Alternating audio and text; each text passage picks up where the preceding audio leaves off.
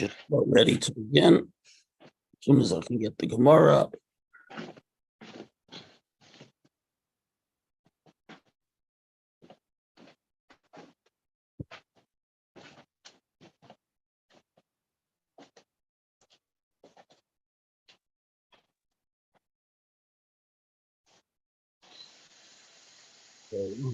There, and then we'll put the Gemara up. Okay. Good. Here we go. Okay. Oh, now I can hear you. Okay, good. The Gemara up.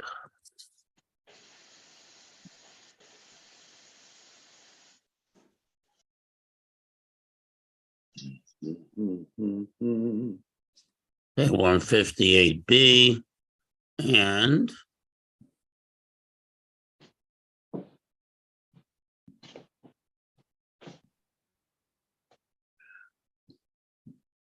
okay, so we learned about comets being unpredictable. Now we're going to learn about more heavenly bodies.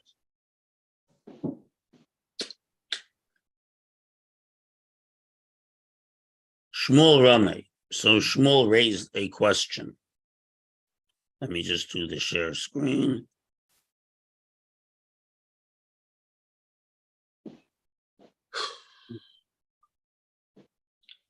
Shmuel Rameh. Shmuel raised a question. Siv, it's written, Osa Osh Uksil. You make Osh, which is Ursa Major. Sil, Orion, Vechimon, Pleiades, Uksi, and the chambers of the south in the book of Job, where God is praising Hashem for making all the different constellations that can be seen with the naked eye, and the many stars that cannot, but all the ones that can be seen from the naked eye. Hey, Ketzad, and it's written elsewhere, Osa, Ksiva, Uksil, you make verse, you. On the other hand, it says you makes Pleiades and Orion. So that we say that Pleiades is stronger than Orion. If not for Orion's heat, Loniskayim Olam, the world cannot exist because of the cold of Kima. And if not for the cold of Kima, the world cannot exist because of the heat of Orion. So what does that mean? I have no idea, but the idea is that God created the universe in a balance. Mimi, we learned, if the tail of this scorpion, the constellation Scorpio, did not rest in the river of fire, anyone stung by a storkrim would not live. But the scorpion, the heavenly scorpion, is attenuated by this heavenly body called the river of fire. So to the earthly scorpion. That's what God told Eov. Can you bind the change of Pleiades or loosen the bands of Orion? Once God makes different forces. So what exactly this means, I have no idea.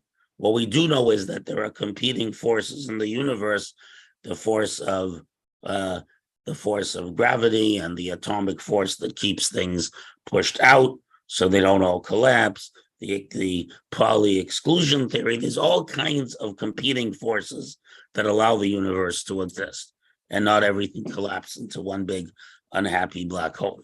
That's the point here. They talk about it in the astronomy of their times. We can talk in our times. But the point is the enormity of the universe and the enormity of its power. Now, Kima, why is Pleiades called Kima? Shmuel, Kima Kimea Kechavi, that it has, for people with good vision, before the invention of air pollution, there were 100 visible stars. Some say they are concentrated, some say they are dispersed. Now, the question is, how can you argue about them being together or dispersed? It should be relatively simple to see.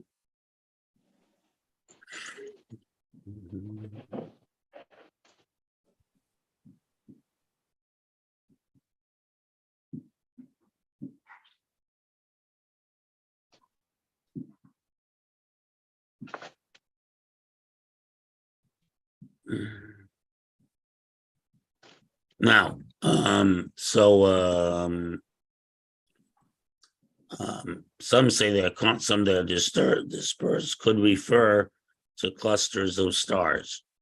Let's see what Rabbi Google has to say.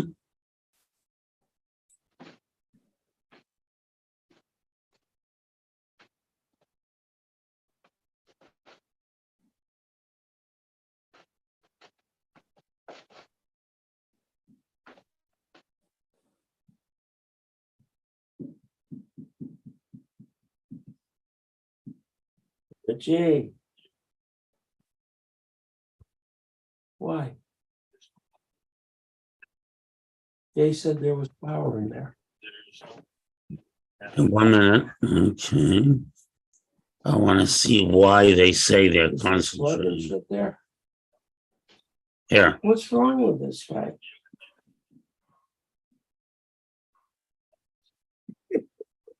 in 1 second. They would. I would. If I were you. I'm sorry, Richie. Because I've been stressed. I've been really pushing him to get this electric out. I've been pushing the heck out of him.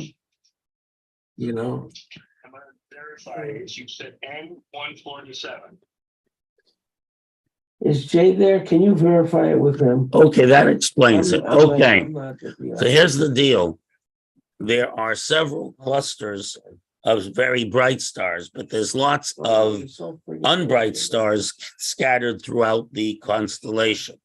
And that's why the Gemara debates. We talk is the name for all the stars which are scattered, or for the bright ones which are all clustered in small groups. Okay, so at least we understand that part.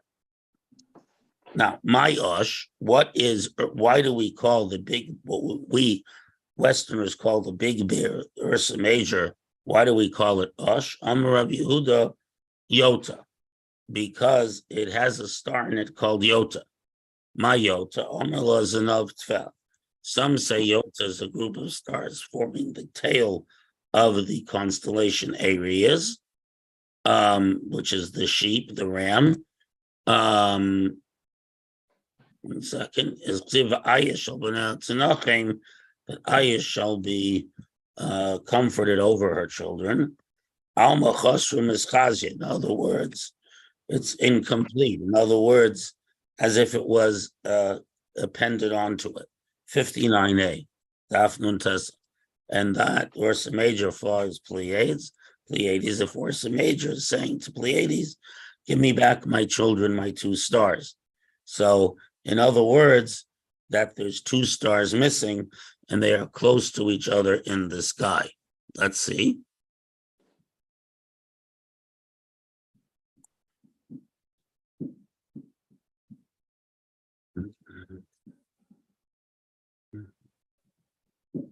There's a sky map.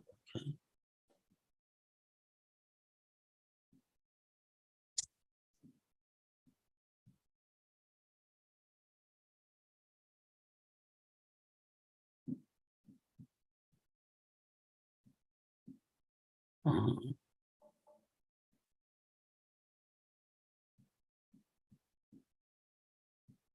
It doesn't help me because I want to see where it is. Okay. Here we are. 1 second. Because Shmuel spent, no, okay, here we are. Just a moment, it's loading.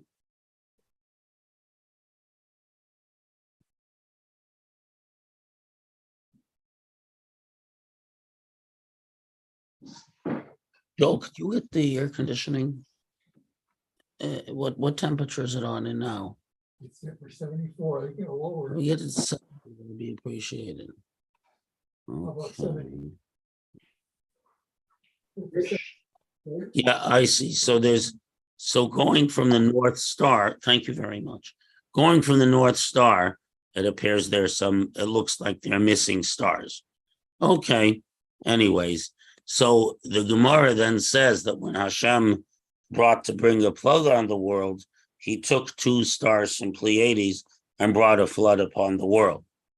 And when he wished to fill the void, he took two stars, Ursa Major, and filled the void with them. Constantly, the constellation attempts to persuade Pleiades, attempting to get its stars back. Now, Dr. Hanoka, blessed memory, suggested that there are meteor showers when Pleiades is ascendant, when you can see it high up in the night sky, and that the flood may have been caused by a gigantic asteroid that landed in the ocean and flooded the whole world. Anyways, why doesn't God return the stars? So you can't fill up a hole with what's missing.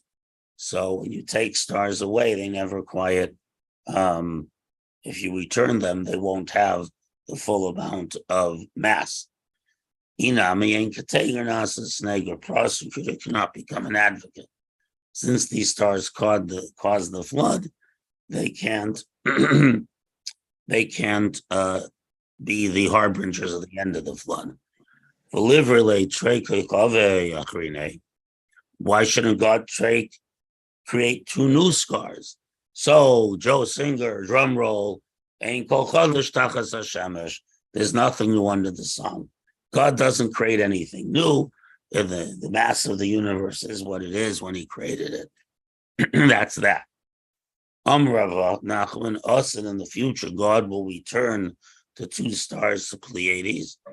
In Amar, as it says, in Oye v'ayish albana tenachim, that Ayish Rabbi, will be comforted with her sons. So prepare for some major changes in the constellations and the galaxies at the end. Rabbi, as far as I know, stars are dying and new stars are being born. So the answer is they're all dying and being born from the same material that was always there. There is no new mass in the universe, and that's what it means. No new mass in the universe. Every star that's born is made from the stuff of another star, but there's no actual new material. So God doesn't create new stars ex nihilo. There is a law in this universe that Hashem created of the conservation of energy and matter. Well, what we do say, Chok Natan V'lo Yavor, Which is the same as Ein Kol Chodesh Tachas. which could be explained that way. But all it means is the laws of physics. Now, how that looks in the sky, I don't know. Well, again, the laws of nature are simply what God chooses to do on a regular basis. So what are zavot? My zavot. You say Boas Osem Shekoko Nuroso Malayolam is power and strength fill the whole world. Amarav Katina Guha, a Guha, which is Arabic for an earthquake. Rav Katina have a causal biorcha. Rav Katina was walking along the way. Kimota Pista de Beova, he came to the entrance of the house of a magician. Tanya Ganach Guha, an earthquake Ramyum. Amar Miodea over Tanya, Hi Guha Mai. Does this necromancer, this magician, know what causes earthquakes? Ramalei Koli raised his voice and he says, Katina, why would I not know? When the Holy One, blessed be he, remembers his children, the Jewish people, are suffering among the nations of the world, he causes two tears to fall into the great sea, and his world is heard from one end of the world to the other. And this is an earthquake. So now we're going to have a shear in seismology. Amarav Katina, Uvia Tamya, the necromancer Kadiva was a liar, and his words are false. If it was two tears, there would need to be two earthquakes.